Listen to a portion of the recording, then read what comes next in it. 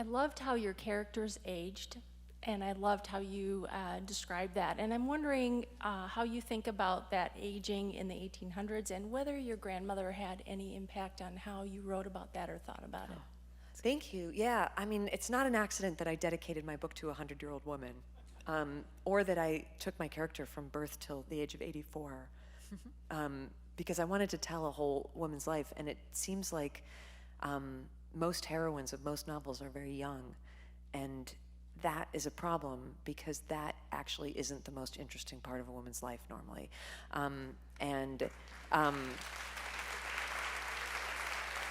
Like, here's a way you know that. If you had a really serious problem, and this is no offense to any 19-year-olds that might be here, would you go to a 19-year-old for advice?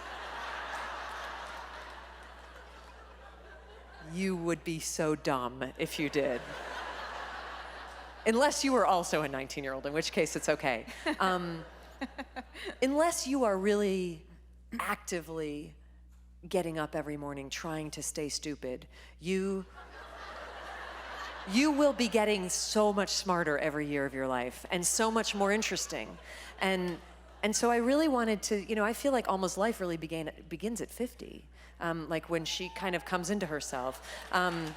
And I also feel like that's the case for most of the women that I know, that we just, and it's so funny because it's really Freaky Friday opposite day to what we're taught, because we're just taught, like reinforced constantly, like to fear aging, that it's the worst thing that could ever possibly happen to a woman, when it totally seems to be the dead opposite. It is the best thing that happens to women. And I said this on Twitter the other day.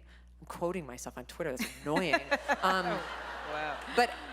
But I'll say it again, that I don't, I don't fear getting older, but I do fear that someday a wicked, evil genie will make me go and live my 20s all over again. Because that would be the very worst thing that could ever happen in my entire life. So I wanted to take a heroine through the most interesting parts of her life, and I wanted to give her the whole story so that she would have time to reflect at the end on what that journey had been. And I feel as though the influence that my grandmother and my aunts and my mother and all these older women who I admire so much have had on me is to see them looking back on their lives and to see them being able to say, this didn't go at all how I planned, and I didn't get everything that I wanted, but it's been really interesting, and I'm really happy I did it.